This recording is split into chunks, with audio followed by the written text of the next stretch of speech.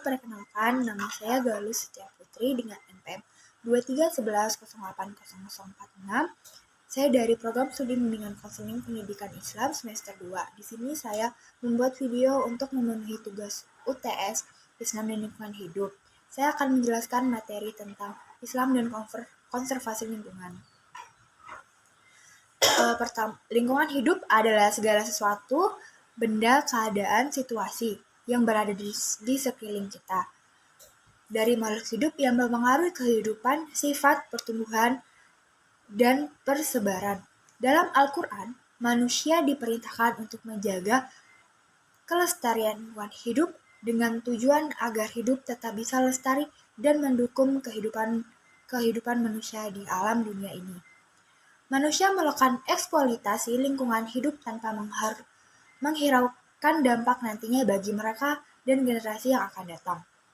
Mereka hanya berpikir saat itu juga dan tidak mempertimbangkan apa yang akan terjadi pada hasil perbuatannya mereka.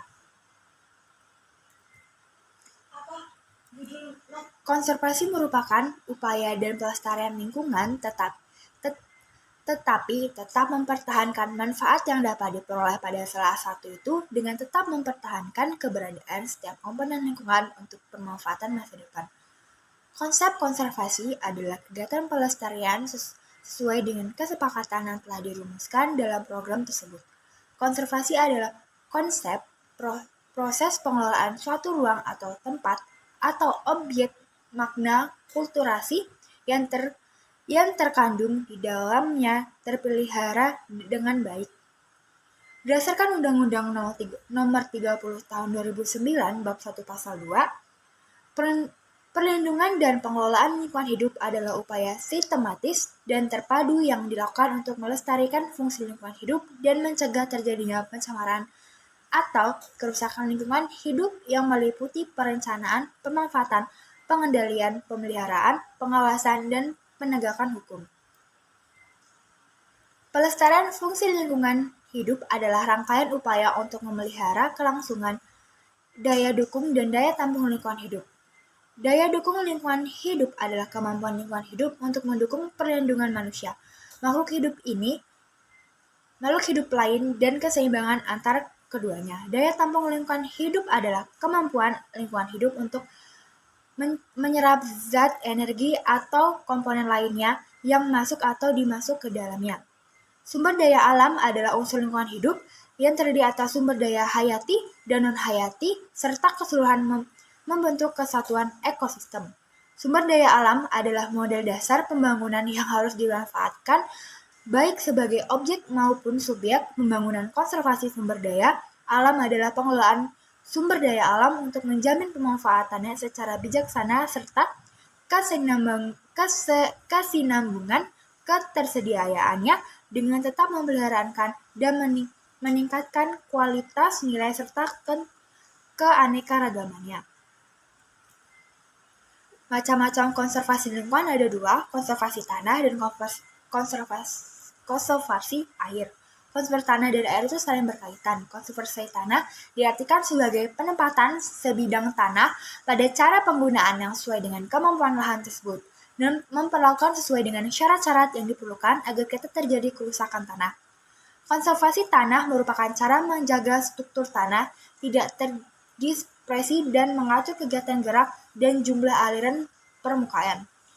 Tujuan konservasi tanah adalah untuk mendapatkan tingkat keberlanjutan produksi lahan dengan menjaga laju kehilangan tanah tetap di bawah ambang batas yang diperkenalkan. Yang secara teoritis dapat dikatakan bahwa laju erosi harus lebih kecil atau sama dengan laju pembentukan tanah. Erosi merupakan proses alam yang sama sekali tidak dapat dihindari, khususnya untuk pertanian. Maka yang dapat dilakukan adalah kegiatan mengurangi laju erosi. Untuk itu, maka diperlukan strategi konservasi tanah, yaitu A. Melindungi tanah dari hantaman air hujan dan penutup permukaan tanah. C. Mengurangi aliran permukaan dengan meninggalkan kapasitas infiltrasi. C. Meningkatkan stabilitas agregat tanah. D. Mengurangi kecepatan aliran permukaan dengan meningkatkan kekasaran permukaan lahan. Konservasi air merupakan upaya meresapkan air ke dalam tanah sehingga air itu dapat menghasilkan rongga-rongga dalam tanah dan tanah mampu menyimpan air. Kegiatan konservasi air mengupayakan agar air hujan tidak terlalu cepat dibuang ke laut melalui saluran dan sungai, namun agar dapat ditahan pada kawasan hulu sungai untuk memperbesar resapan air ke dalam tanah. Resapan air dapat dilakukan secara alamiah maupun buatan, melalui vegetasi tanaman keras, embung, sumur, resapan, atau maupun biopori. Konservasi air yang baik dapat menyimpan air di kala berlebihan dan menggunakan sedikit maupun untuk keperluan yang produktif. Pengertian konservasi air domestik berarti menggunakan air sedikit mungkin untuk mandi, mencuci, mengotori toilet, masak, dan jenis penggunaan air untuk rumah tangga lainnya. Sistem bertani pada lahan sawah merupakan contoh klasik konservasi yang dapat berfungsi efektif dalam mempertahankan kesuburan tanah sehingga produktivitas tetap terjaga. Manfaat tindakan konservasi air sudah jelas, namun implementasinya kepada masyarakat luas masih sangatlah dipertanyakan. Bagaimana agar masyarakat bisa peduli terhadap air, maupun melakukan konservasi air dan menjadikan konservasi air sebagai kebutuhan yang berkelanjutan. Upaya konservasi lingkungan. Menurut Kamus Besar Bahasa Indonesia, konservasi berarti pemeliharaan dan perlindungan suatu secara teratur untuk mencegah kerusakan dan kemusnahan dengan jalan pengawetan pelestarian. Jadi, konservasi adalah upaya perlindungan terhadap lingkungan hidup untuk mencegah terjadinya kepunahan. Konservasi penting untuk dilakukan karena hal ini mencakup tentang keselamatan manusia dan lingkungan hidup. Untuk diperlukannya upaya perlindungan lingkungan hidup dengan cara melakukan konservasi lingkungan hidup.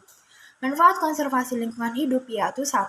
Sebagai wahana pengembangan pengetahuan alam yang didukung dengan terapan teknologi yang berwawasan lingkungan. 2. Sebagai hidrologis pendukungan kehidupan.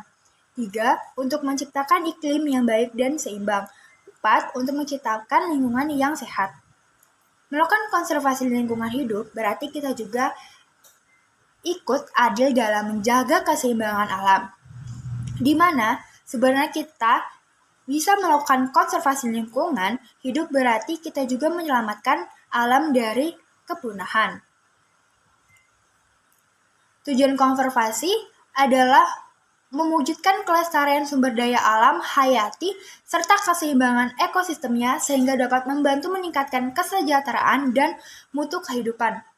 Tujuan konservasi selanjutnya adalah melestarikan kemampuan dan memanfaatkan sumber daya alam, hayati, dan ekosistem dengan serasi dan seimbang.